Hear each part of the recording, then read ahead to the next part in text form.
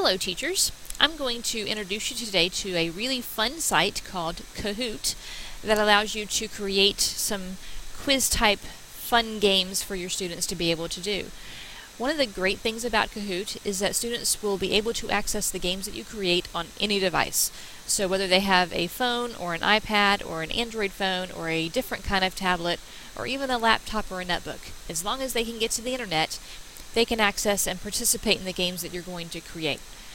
So to start with, you want to go to getkahoot.com and you're going to get your free account. To do this, you're going to say that you're a teacher and then fill in your email address and the password you want to make and create an account.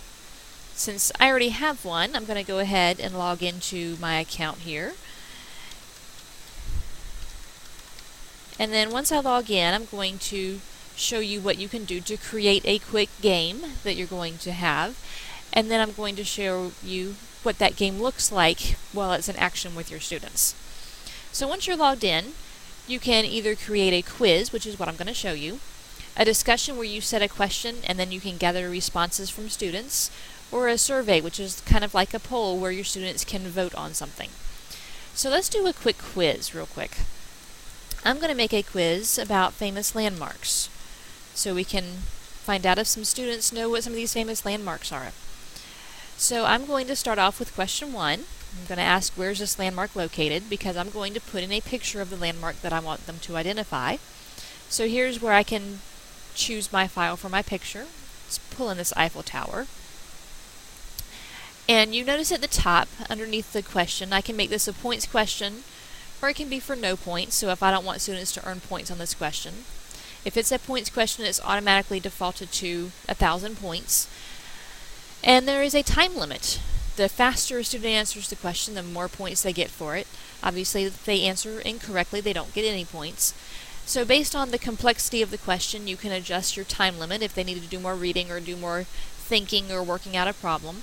I'm just going to leave this one at 30 seconds.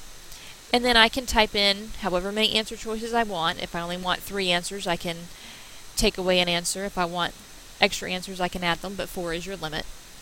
And I'm going to go ahead and type in my answer possibilities.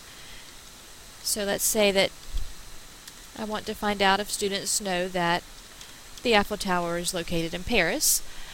Well, obviously Paris is not an incorrect answer, so just clicking on it will change that to indicate that that's the correct answer. Alright, let's add another question. Down here at the bottom you can see I have one question. So I can't delete just one question, but I can add another question. It gives me another page to add my second question. So now let's ask students if they know what the name of a landmark is based off the picture. So I'm going to go in and choose another picture, and you don't have to add a picture every time. If you choose not to add a picture, it will just be a default Kahoot logo kind of picture with the question. Alright, so let's type in some answer choices for this one.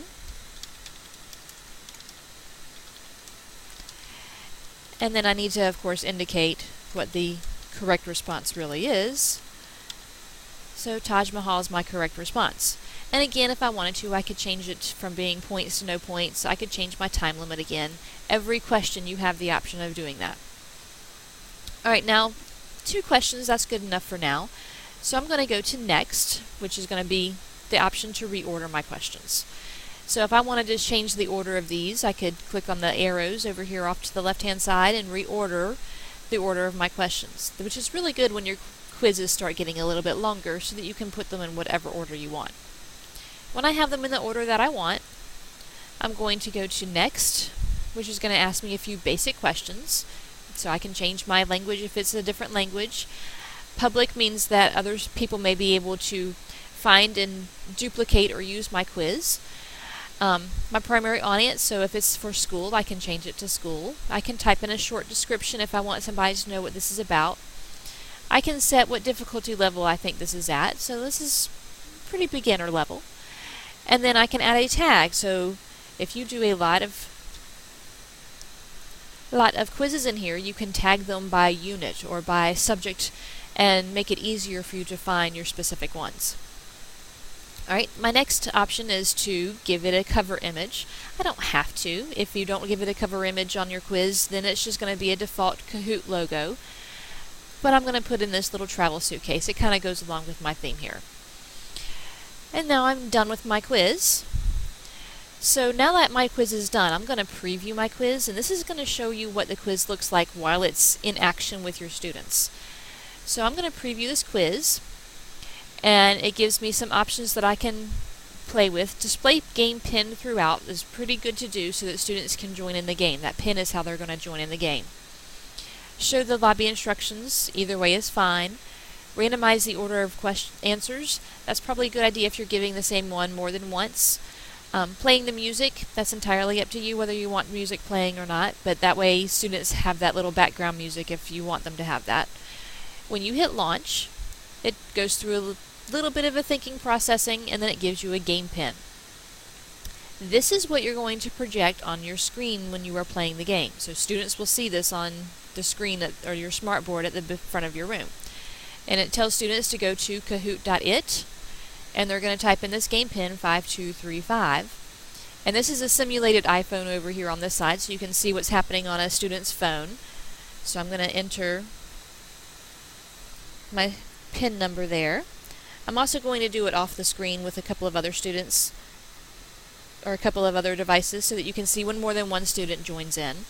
And let's say that this is Sally, and Sally is going to join my game. And now I'm going to have a couple of other students join in off screen so that you can see what more students look like here. And let's have Jimmy join this game. And let's have Diane join this game. So now Sally was the phone that I'm looking on over here. It's got her name down here at the bottom, and it tells her you're in. Do you see your name at the front? She looks to the front of her screen, and yes, Sally sees her name, and she sees the name of everybody else that's joined in as well. So now I can see that I've got all my students joined in. I have 3 players. I'm ready to go. So as the teacher, I'm going to click Start Now. It brings up the title slide, and the students are shown that they're getting ready to start this game. And then it shows the question first and gives a small countdown.